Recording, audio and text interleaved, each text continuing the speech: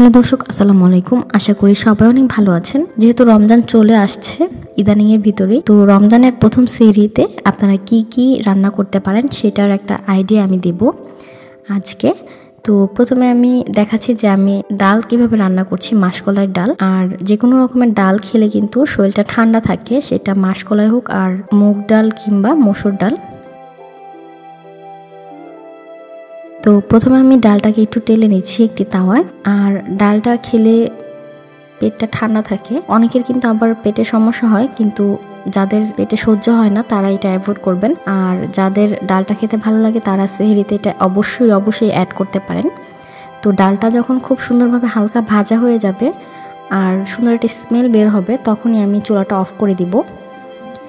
আর এখন আমি এটাকে পানি দিয়ে ভালো করে ধুয়ে একটু ব্লেন্ড করে পেস্ট তৈরি করে নিব। তো আমি ব্লেন্ডারে পেস্ট তৈরি করে নিয়েছি। আর পেস্ট করার সময় সামান্য একটু পানিও দিতে পারেন যদি প্রয়োজন মনে হয়। তারপর আমি একটি প্যানে পেঁয়াজ কুচি আর তেল দিয়ে দিলাম। আমি কিন্তু সামান্য একটু তেল দিয়েছি, কারণ পরে আবার তেল দিয়ে বাগার দিতে হবে। আর এই ডাল রান্নাটা খুবই মজা, আপনারা একবার হলেও ট্রাই করবেন। তো আমি পেঁয়াজটা ভাজা হয়ে গেলে পানি দিয়ে তারপর হলুদের গুঁড়া, মরিচের গুঁড়া আর লবণ এবং সামান্য একটু ধনিয়া গুঁড়া দিয়ে দিচ্ছি। আর আমি এই ডালটাতে কিন্তু মরিচের গুঁড়াটা কম দিয়েছি, কারণ হচ্ছে ডালটা আমার বাচ্চারা খাবে। আর হলুদের গুঁড়াটা একটু বেশি দিয়েছি যাতে ডালটার কালারটা সুন্দর হয়। তো আমি মশলাটা কষিয়ে নিয়েছি। এখন সেই পেস্ট করে রাখা ডালটা দিয়ে দিলাম আর পরিমাণ মতো পানি দিয়েছি। এখানে প্রায় 3 কাপের মতো পানি দিয়েছি, কারণ মাসকলার ডাল কিন্তু অনেক ঘন হয়ে যায়। তো আমি একটি হুইস্কের সাহায্যে সবগুলো মিশিয়ে নিচ্ছি। আর আপনারা চিন্তা করবেন না, কারণ এটা যখন হালকা সিদ্ধ হওয়া শুরু করবে তখন এটা পানির সাথে মিক্স হয়ে যাবে। তো আমি হুইস্কের সাহায্যে ভালো করে মিশিয়ে দিচ্ছি। এখন আমি ঢেকে এটাকে জাল করতে থাকবো জাস্ট 10 মিনিটের জন্য। 10 মিনিট জাল করলেই এরকম ঘন হয়ে যাবে। দেখতেই পাচ্ছেন আমার ডালের মিশ্রণটা পানির সাথে খুব সুন্দরভাবে মিশে গিয়েছে। এখন আমি একটি ডিম ভেঙে এটাতে দিয়ে মিশিয়ে নিব। আর এই ডিমটা দিলে খেতে খুবই ভালো লাগে, একটা অন্যরকম স্বাদ আসে। আর সেহরিতে কিন্তু অন্যরকম একটু স্বাদের কিছু খেতে খুবই ভালো লাগে, কারণ সারাটা দিন না খেয়ে থাকতে হয়।